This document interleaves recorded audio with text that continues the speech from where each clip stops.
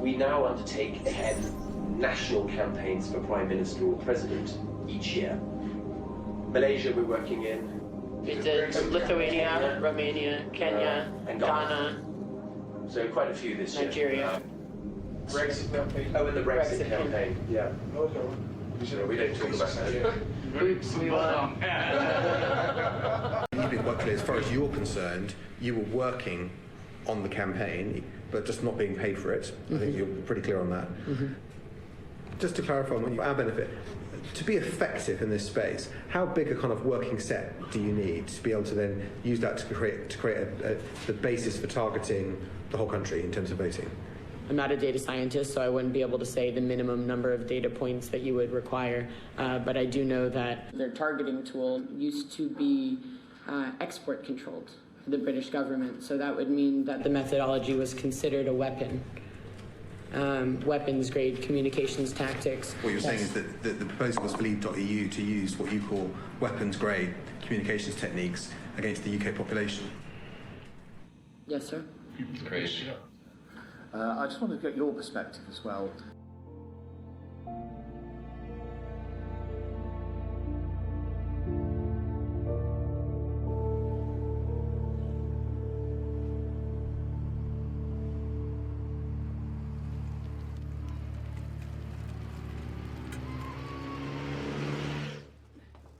The thing which I give Brittany credit for, it's really amazed me how many people are just keeping their mouths shut.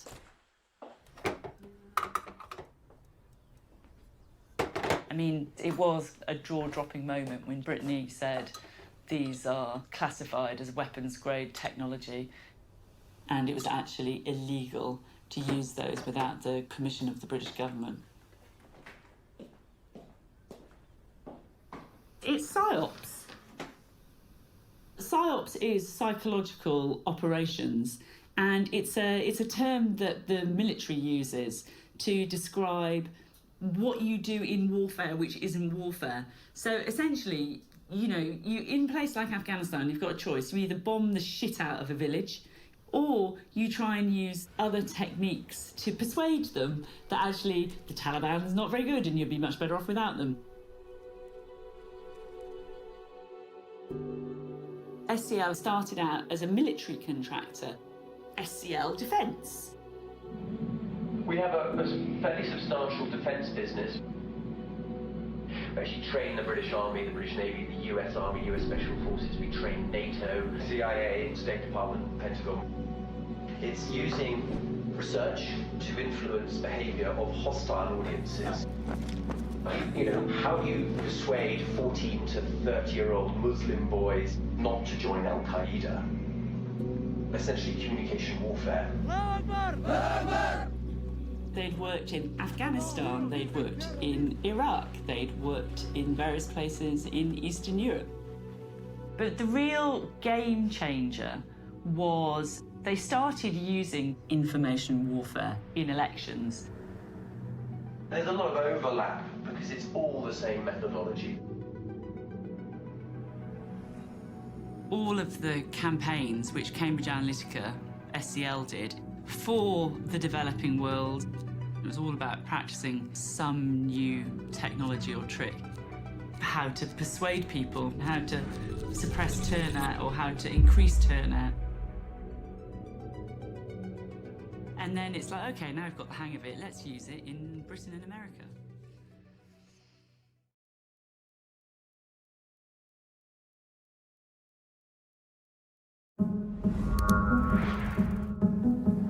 Who has seen an advertisement that has convinced you that your microphone is listening to your conversations?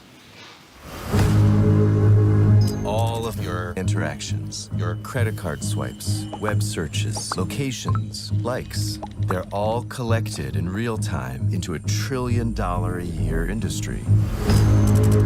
The real game changer was Cambridge Analytica. They'd worked for the Trump campaign and for the Brexit campaign. They started using information warfare.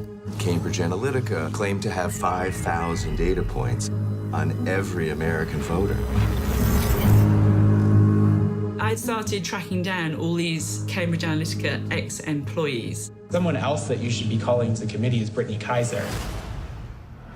Brittany Kaiser, once a key player inside Cambridge Analytica, casting herself as a whistleblower. The reason why Google and Facebook are the most powerful companies in the world is because last year data surpassed oil in value. Data is the most valuable asset on Earth. We targeted those whose minds we thought we could change until they saw the world the way we wanted them to. I do know that their targeting tool was considered a weapon. There is a possibility that the American public had been experimented on. This is becoming a criminal matter. When people see the extent of the surveillance, I think they're going to be shocked. And I still fear for your life. Yeah. With the powerful people that are involved. But I can't keep quiet just because it'll make powerful people mad. Data rights should be considered just fundamental rights. This is about the integrity of our democracy. These platforms which were created to connect us have now been weaponized. It's impossible to know what is what, because nothing is what it seems.